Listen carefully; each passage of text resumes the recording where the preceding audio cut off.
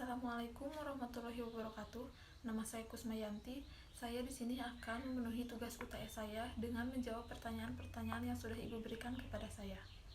Yang pertama yaitu jelaskan apa yang dimaksud dengan manajemen sumber daya manusia dan bagaimana hubungannya dengan proses manajemen.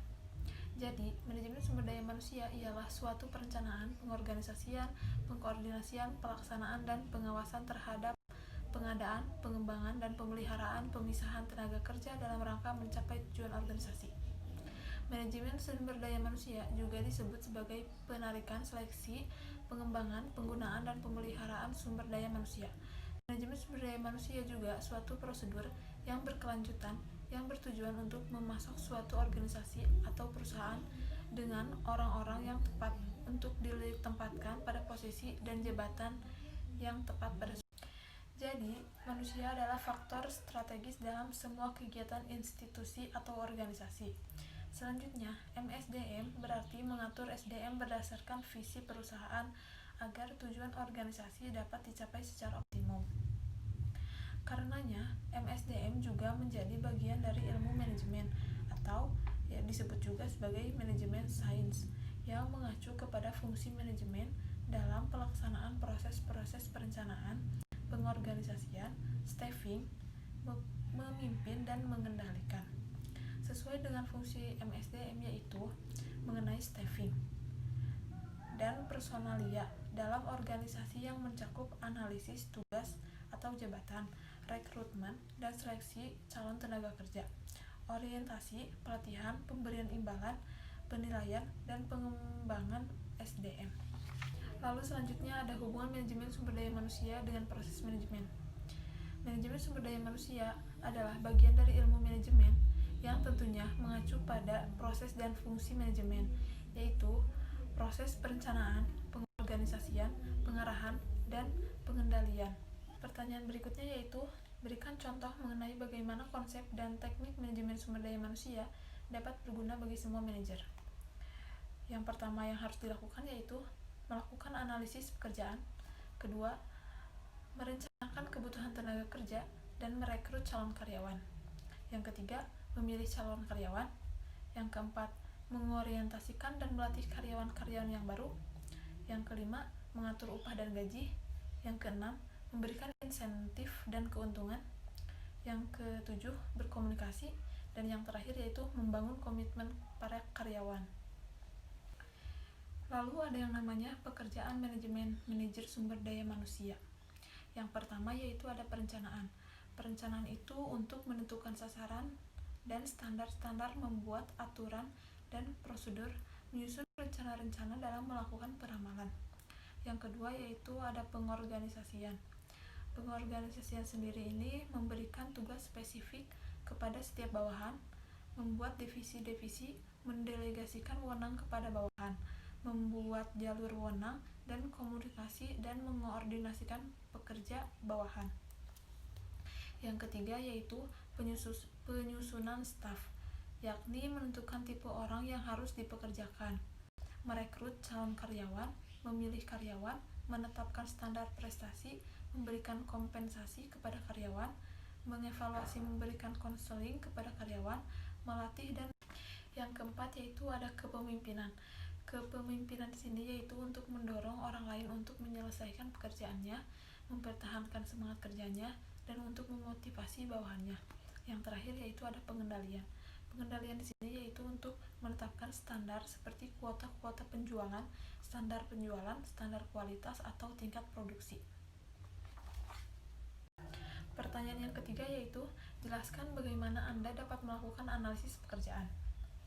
Yang pertama yaitu menentukan bagaimana untuk menggunakan informasi yang tepat, serta mengetahui cara menggunakan data yang diperoleh akan memberikan gambaran bagaimana untuk mengumpulkan data-data tersebut.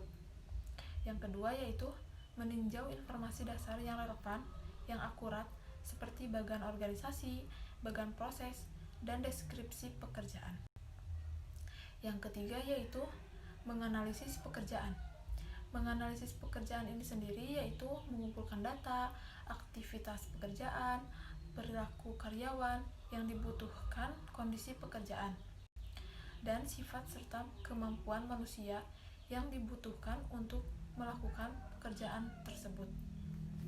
Pertanyaan keempat yaitu, apakah menurut Anda semua perusahaan benar dapat berhasil tanpa deskripsi pekerjaan yang terperinci?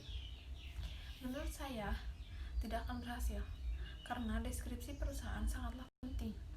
Karena itu, deskripsi pekerjaan memiliki arti sebuah bagian atau catatan yang menjelaskan dan memberikan gambaran secara umum tentang sebuah pekerjaan yang dilakukan oleh sebuah departemen atau divisi.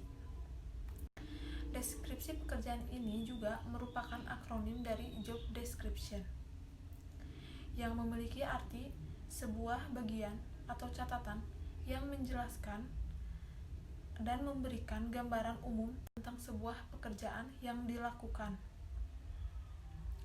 Job description juga menjelaskan bagaimana gambaran sederhana mengenai pekerjaan yang akan dilakukan oleh. Namun di sini tidak menjelaskan bagaimana tugas karyawan secara rinci. Karena rincian tentang pekerjaan yang harus dilakukan pegawai akan dijelaskan lebih rinci dalam SOP. Di sini deskripsi pekerjaan ini sangatlah penting bagi seorang CEO, yaitu untuk yang pertama, membuat kebijakan, prosedur, dan standar bagi organisasi perusahaan. Yang kedua yaitu membuat keputusan strategis dalam hal integrasi, divestasi, investasi, aliansi, dan joint venture. Yang terakhir yaitu untuk menganalisis dan mengambil langkah prioritas bagi alokasi sumber daya dan penganggaran perusahaan. Jadi, di sini deskripsi perusahaan sangatlah penting bagi kemajuan sebuah perusahaan karena banyaknya manfaat dari deskripsi pekerjaan itu sendiri. Pertanyaan yang kelima yaitu, jelaskan secara singkat setiap langkah dalam proses rekrutmen dan seleksi. Yang pertama yaitu mengidentifikasi jabatan yang kosong dan berapa jumlah tenaga kerja yang diperlukan di perusahaan tersebut. Yang kedua yaitu mencari informasi jabatan melalui analisa jabatan. Yang ketiga yaitu jika persyaratan jabatan telah tersusun, maka langkah selanjutnya yaitu menentukan di mana kandidat yang tepat harus dicari. Ada dua alternatif untuk mencari kandidatnya, yakni dari dalam perusahaan maupun dari luar perusahaan. Yang keempat yaitu memilih metode-metode rekrutmen yang paling tepat untuk jabatan, contohnya yaitu seperti iklan, employee referrals, walk-ins, and write-ins. Yang kelima yaitu memanggil kandidat-kandidat yang dianggap sudah memenuhi persyaratan jabatan, yang sudah mengumpulkan berkas-berkas lamarannya. Yang selanjutnya yaitu menyaring atau menyeleksi kandidat yang sudah mengumpulkan persyaratan tersebut. Yang selanjutnya yaitu membuat penawaran kerja. Yang terakhir yaitu bisa memulai pekerjaan mereka. Pertanyaan selanjutnya yaitu nomor 6. Untuk jenis pekerjaan apakah menurut Anda wawancara tidak terstruktur menjadi bentuk yang paling tepat? Menurut saya, jika kita melakukan wawancara tidak terstruktur, maka akan membuat si pelamar kerja nyaman saat melakukan sesi wawancara. Karena dalam wawancara tidak terstruktur bisa menanyakan pertanyaan yang menarik dan tidak adanya rasa canggung atau nervous. Melakukan wawancara tidak terstruktur juga bisa menciptakan suasana agar tidak terlihat kaku, sehingga responden bisa menjawab semua pertanyaan yang dilontarkan oleh pewawancara. Dan juga pertanyaannya juga diajukan tanpa rencana sebelumnya dan tetap memiliki patokan dan aturan dan memiliki tema yang sudah tertera oleh perusahaan tersebut. Pertanyaan terakhir yaitu, jelaskan mengapa penetapan kebijakan kompensasi harus jalan dengan strategi bisnis perusahaan. Karena agar tujuannya tercapai. Jika tidak, maka tujuan perusahaan itu tidak akan tercapai sebagaimana mestinya. Contohnya, dealer mobil, maka pada bagian marketing, kompensasi yang diberikan berdasarkan hasil penjualan yang mereka capai karena orientasi mereka adalah sebuah profit. Mungkin cukup sekian penjelasan dari saya. Mohon maaf apabila banyak kesalahan kata atau kurang dimengertinya penjelasan dari saya.